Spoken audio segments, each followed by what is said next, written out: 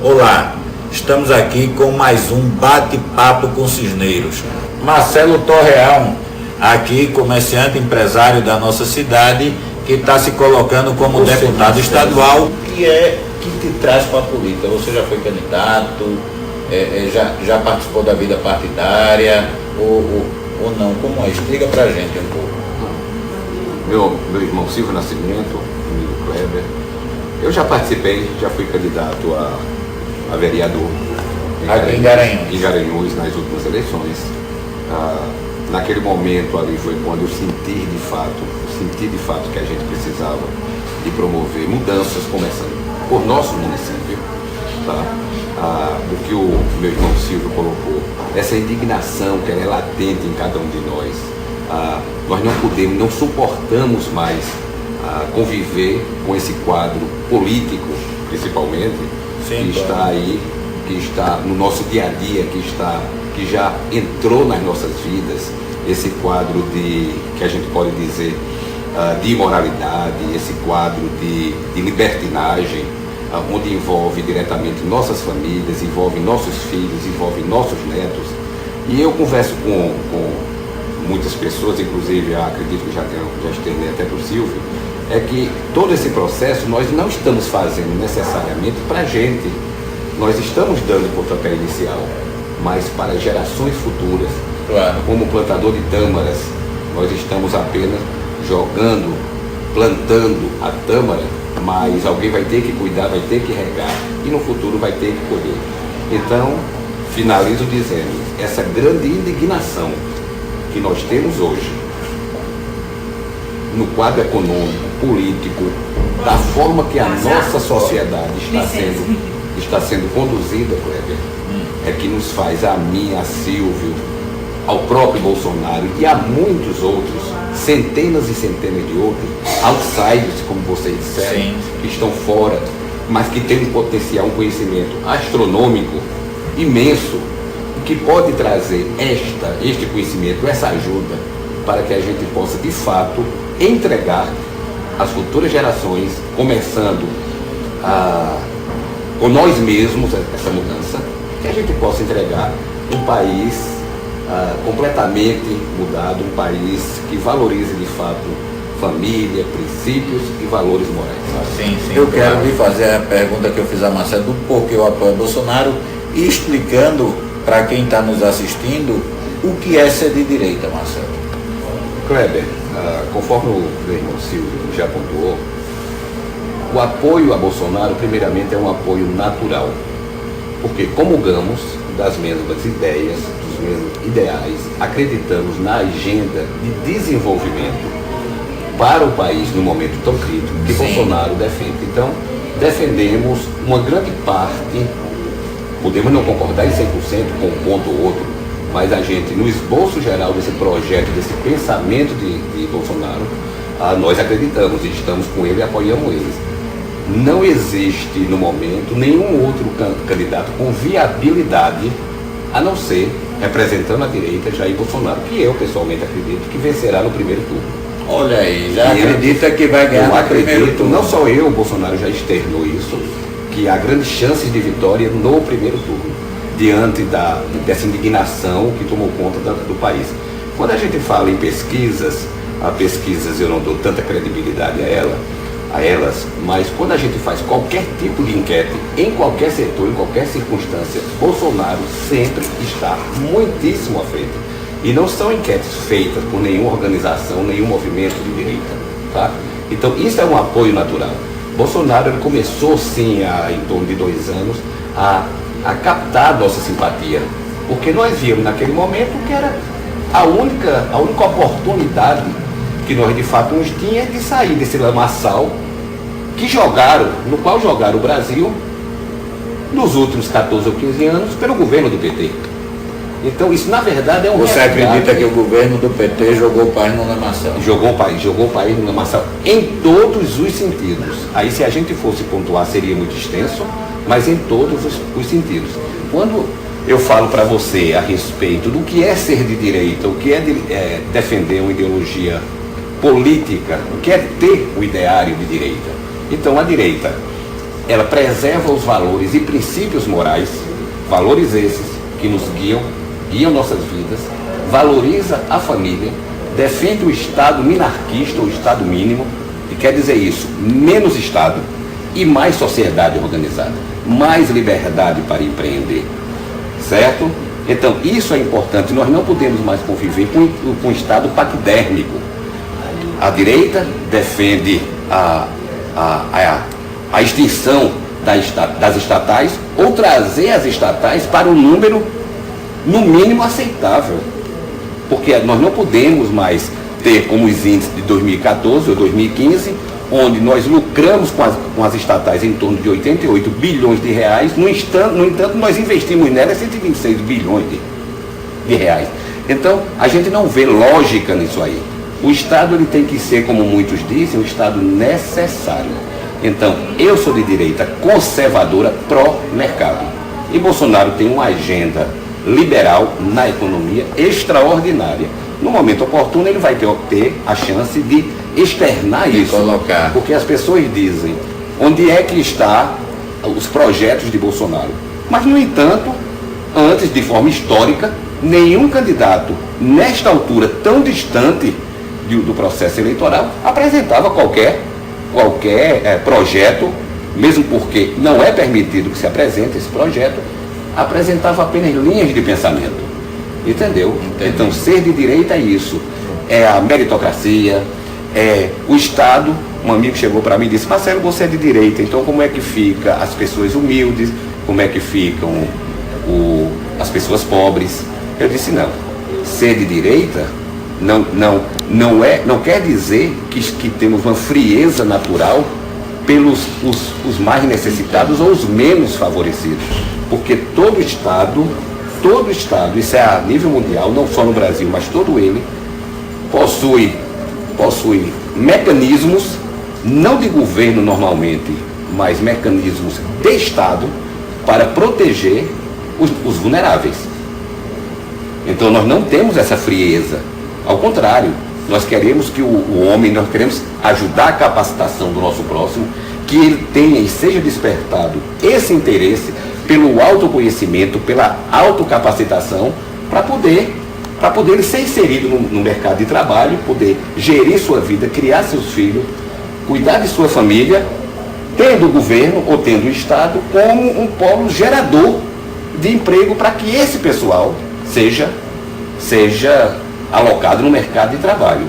Então, precisamos entender, finalizando, que quanto mais rico o rico fica, menos pobre o pobre fica. Porque é através dos ricos, ou quem detém o poder financeiro e econômico, que há empreendedorismo, abertura de empresas, geração de negócios, postos de trabalho e uma melhor distribuição de renda diante desse mecanismo. Isso, meu querido Kleber, meu irmão Silvio, que comunga do mesmo pensamento, é ser de direita e defender a direita. Entendo. Aqui como o programa é o... E a mesma pergunta eu falo a você, Marcelo. Você, quando a gente conversa, quando a gente se encontra por aí, você fala muito do agronegócio. A gente sente que você tem um desejo muito grande de ver a economia do agronegócio aqui da região voltar à pujança que já teve outrora. O que você teria hoje para o agronegócio? É verdade, essa pujança, quando você cita, e eu costumo dizer que Garanhuns, por exemplo, nos últimos 40 anos, vem perdendo tudo que conquistou nos últimos 60 anos. Então, isso é um fato. E a gente tem que chegar um momento de dar uma parada nisso. Garanhuns precisa de mais desenvolvimento. Você citou aí a respeito de que eu defendi a candidatura de Garanhuns. De fato, assim que terminou o processo eleitoral para vereador, então eu comecei a trabalhar, já, claro, junto com outras pessoas, o próprio Edu Cabral, por sinal. É de fora, tô fora. Então, defendendo candidaturas, então eu abracei essa campanha e de fato eu defendo isso. Garanhuns tem que ter representatividade. Garanhuns é uma cidade polo próximo de 140 mil habitantes, agrega aí do nosso agreste meridional em torno de 23, 24 cidades. Então é muito importante que nós tenhamos um representante na LEP, representantes que tenhamos deputados estaduais. E por que o meu apoio a Silvio Nascimento? Porque Silvio Nascimento, apesar de ter nascido de ter nascido em Recife, ele fez a vida dele em Caruaru. E Caruaru também pertence ao nosso Agreste, ao nosso grande Agreste. Verdade. E Silvio e eu, nós comungamos muito de projetos, inclusive sempre converso com ele em busca de apoio, porque se de fato ele conseguir vencer no pleito e eu também, eu irei precisar de ajuda. Vocês irão ser parceiros? Nós iremos ser um grande parceiro, porque além da maçonaria que nos une, o nosso ideário também nos une. Então existem propostas que eu estou desenvolvendo, ainda está em processo embrionário, mas que vai contar com a graça de Deus. Mas eu interrompi, você falava a mim do agronegócio antes da gente iniciar. O agronegócio junto, Kleber, com alguns outros pontos que eu estou desenvolvendo já há mais de ano, a nível de projeto legislativo, tá? Ele vem contemplar algo que Pernambuco vem esquecendo ou tem esquecido ao longo do tempo, tá? Nós jamais iremos dar uma verdadeira guinada numa agenda econômica do estado de Pernambuco se a gente não visualizar algo que está tão em moda hoje, está sendo alardeado aos quatro cantos, que é o agronegócio. Então, estou estudando, estou analisando, existe um grupo de pessoas que estão me ajudando nesse momento a desenvolver este projeto, é como inserir o pequeno agricultor de forma definitiva e não paliativa, e não a nível de remendo, Kleber, mas de forma duradoura. Como inserir o pequeno agricultor neste processo? Nós temos aí, que eu estou inclusive estudando isso, estou envolvido com isso, 3 ramos dentro do agronegócio que poderia dar uma grande alavancada no estado de Pernambuco, nessa pauta econômica, e ajudar em muito processo, que é a indústria queijeira, por exemplo, que a gente tem condições de desenvolver. Que já foi bem mais forte aqui na nossa região. Com 30, 40 tipos de queijo diferentes. A indústria do vinho, que a gente pode também desenvolver. A indústria do café gourmet, eu sei, que a gente também pode desenvolver. Então, trazer o pequeno agricultor para se juntar neste processo. Junto com isso aí, com esta pauta do agronegócio, que eu acredito que é extraordinário, a gente viria a agregar muito e contaria muito com a ajuda do meu irmão Silvio Nascimento, a exploração sustentável dos nossos recursos hídricos. Então, eu conheci recentemente, mas já venho desenvolvendo em várias conversas que nós tivemos, o professor Carlos Jorge, que é geógrafo formado pela Universidade Federal, que eu terei a oportunidade de depois falar para Silvio e bater um papo a respeito de Carlos Jorge, que tem trabalhos magníficos desenvolvidos nesta área do semiárido nordestino e do semiárido pernambucano, do agreste e do semiárido. Para você ter uma ideia, a indústria da seca, que é uma mazela cultural que foi introduzida de forma muito pontual na vida do nordestino. Não existe seca. Os trabalhos do professor Carlos Jorge vem provar isso. Não existe seca. Seca no Nordeste. É daqui da Universidade Rural? Não, Federal de Pernambuco. Ele é geógrafo.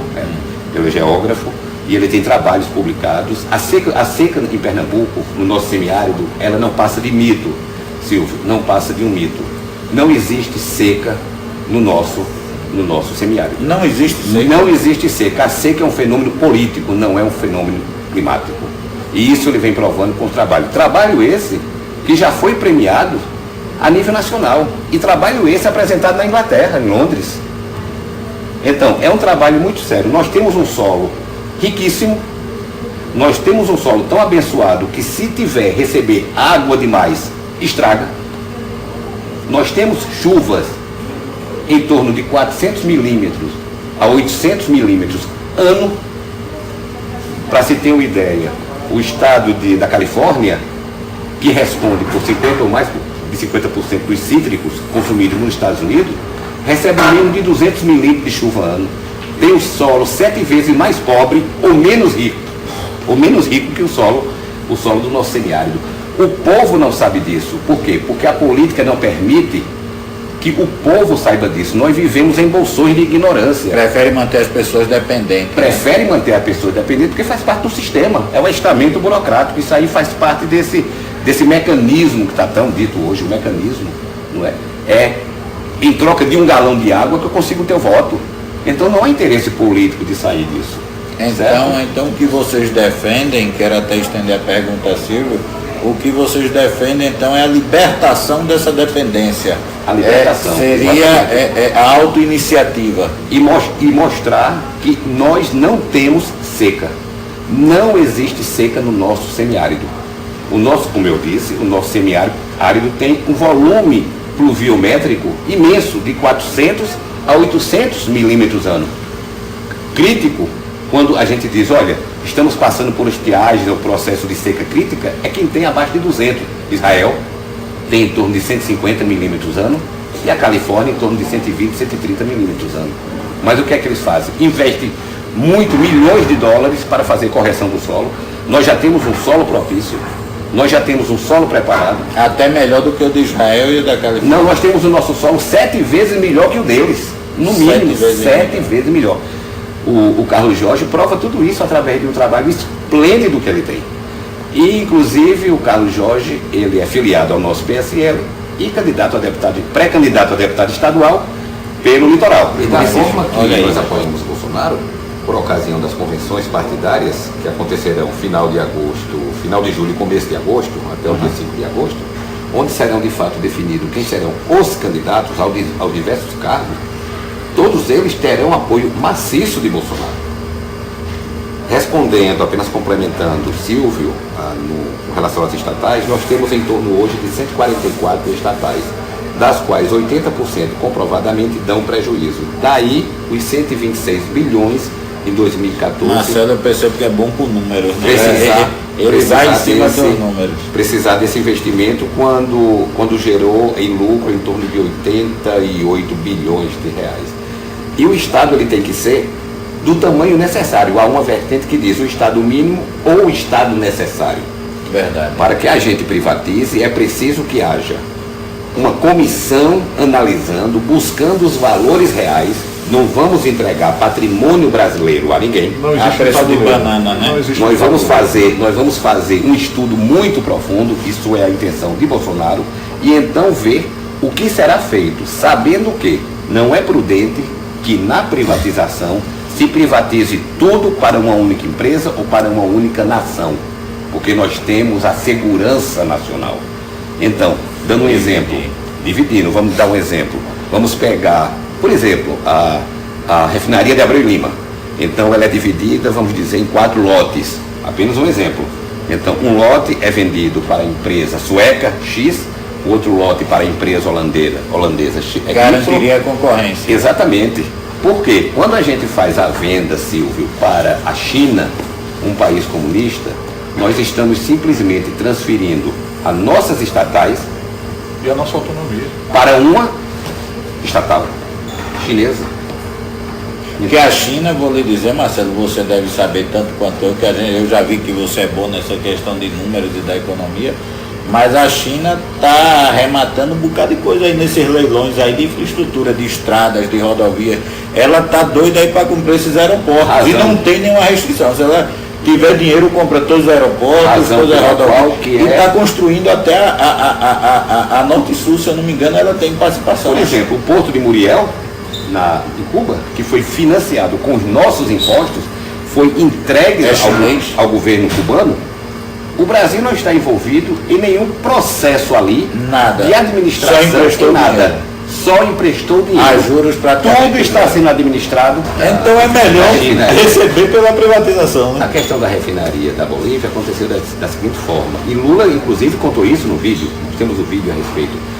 Ele, em conversa informal, privada, com Evo Morales disse: presidente Lula, como é que nós podemos fazer para ter esta refinaria integrada ao patrimônio da Bolívia? Refinaria que naquele tempo valia em torno de 2 bilhões de dólares. Lembro.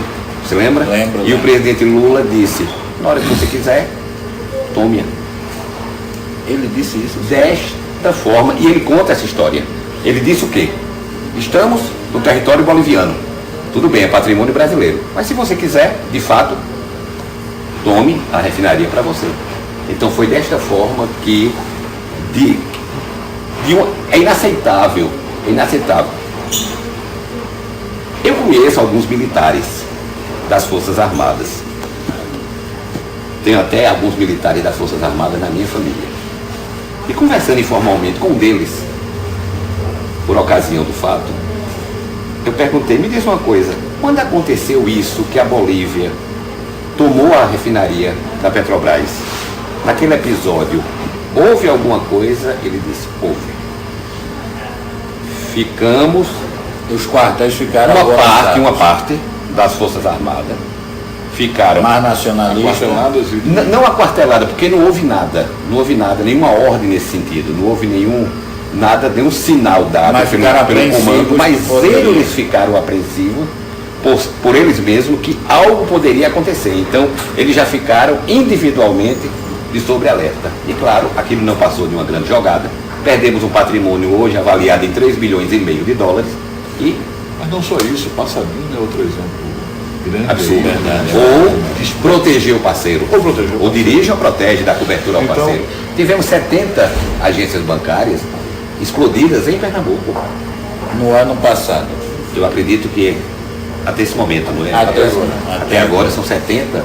E quando acontece a explosão de um caixa, a destruição de uma agência bancária, de um posto avançado de um banco numa cidade, sabemos que a economia daquele município vai ser alterada. Mas me parece, Marcelo, que o BEP, se eu não me engano é BEP, o Batalhão de Operações Especiais, tem desarticulado uma parte dessas quadrilhas. Pegou uma agora em Lajeado. Eu vi recentemente, mas se o governo do estado não fizer investimentos maciços, porque material humano há, nós temos um material humano fantástico. Eu conheço policiais em Garanhuns, em várias fracionadas, eu conheço muitos. O que nós não temos é equipamentos adequados para as operações, nós não temos armamentos adequados para as operações, nós temos um déficit na polícia, tanto militar como civil, um déficit hoje no estado de Pernambuco de 35% a 40%. 35% a 40%. Um déficit. Chega a tudo isso, Marcelo? Chega a tudo isso. O Estado admite esse déficit? O Estado não admite, o Estado não vai admitir. O Estado não gosta muito de, neste momento do jogo político, trabalhar com números. Os números vão jogar todos contra eles. Como foi que você chegou a esse número? Pesquisas, você tem diversos portais na internet, portais da transparência, nós conversamos com oficiais em off, e aí a gente não diz nome de ninguém, mas conversamos com oficiais da Polícia Militar, diversos militares. Um estado como o nosso, em que as viaturas policiais, elas não são próprias, não pertencem ao Estado. São viaturas alugadas, cujos contratos de aluguéis, há algum tempo atrás, já foram denunciados. Essas viaturas, no mínimo, deveriam já vir de fábrica, preparadas para as operações. Não. Nós temos viaturas aí com manutenção deficitária, viaturas alugadas, é tudo alugado, esse contrato tem que ser visto, tem que ser revisto. Já houve denúncias, isso aí, e nunca foi apurado. Tá? Até hoje estamos aguardando. Então isso é uma agressão ao povo pernambucano. Nós não desejamos mal a governo algum. Nós desejamos todo o sucesso, ou teoricamente seria assim, a todos os governos. Porque eles estão interferindo nas nossas vidas. Eu não quero que governo A, governo B ou governo C se dê mal. Porque se eles se derem mal, estaremos nos dando mal. E o que você me diz isso o que é que você me diz a respeito dos nossos policiais não terem uma retaguarda jurídica? São homens que são casados, são homens que têm filho, têm família, que têm medo, porque ele sabe que se acontecer alguma coisa, se ele der um tiro, ele vai ser investigado, vai ser afastado e pode perder a farda, pode perder o emprego dele. Então Bolsonaro cobra muito isso, retaguarda jurídica, inclusive na intervenção do Rio de Janeiro. Eu morei nos Estados Unidos 10 anos, presenciei em muitos casos isso. O excludente de ilicitude existe de fato. E o que é que isso quer dizer de forma mais direta?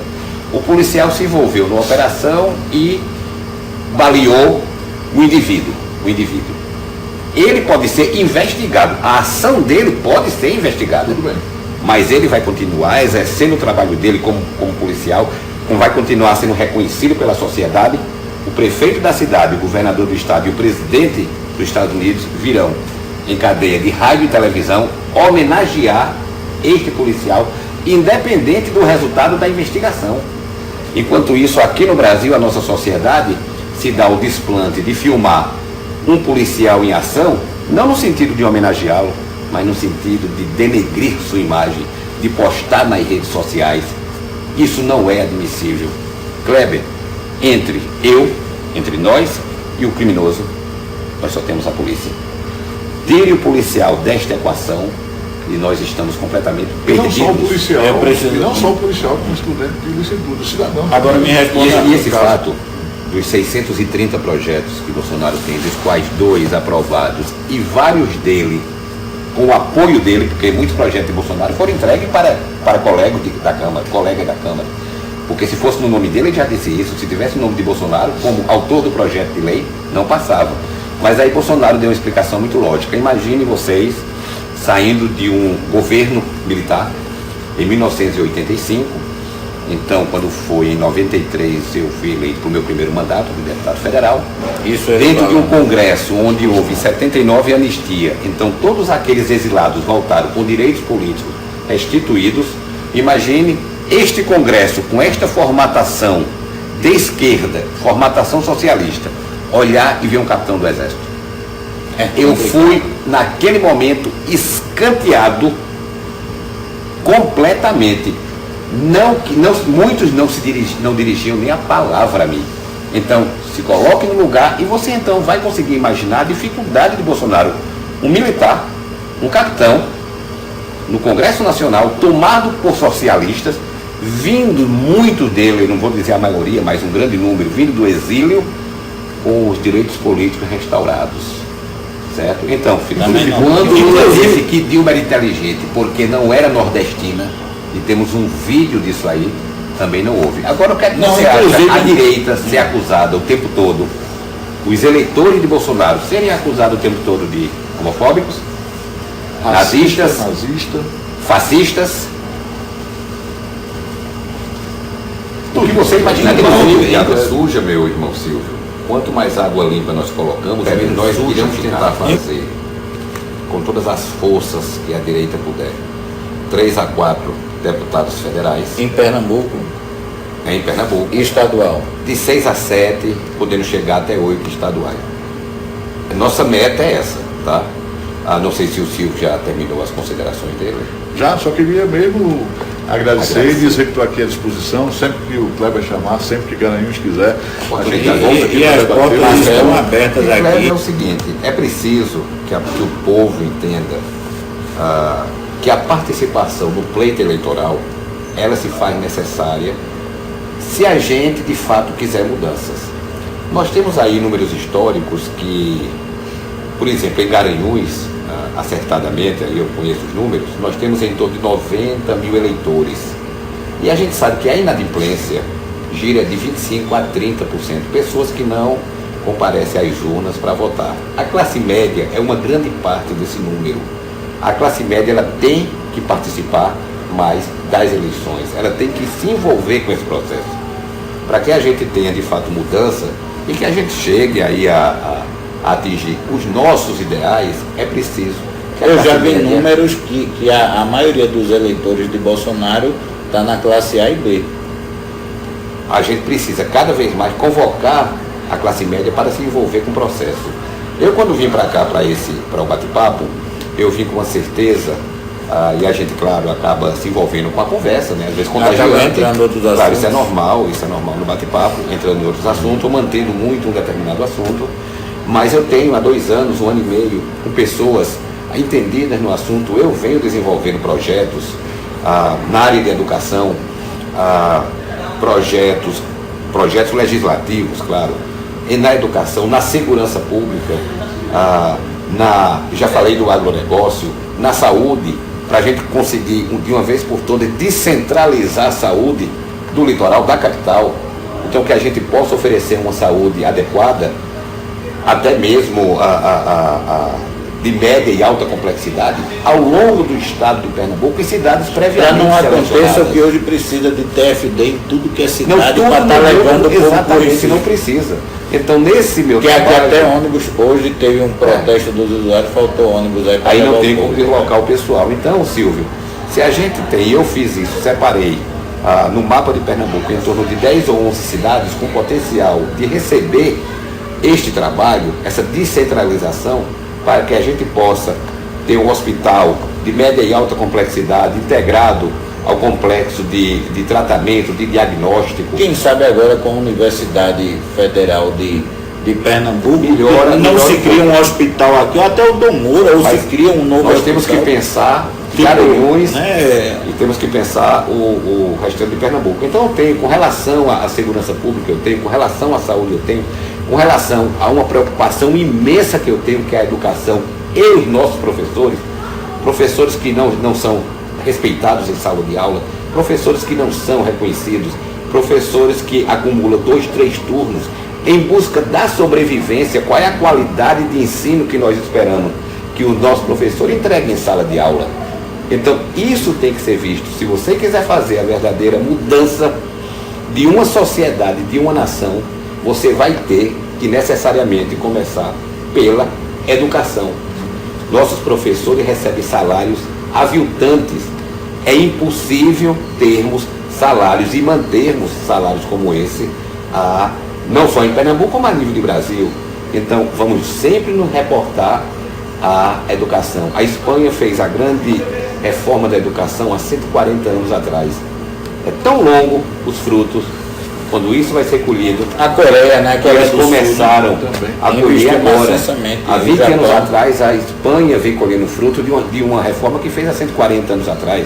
A Coreia foi destruída na década de 50.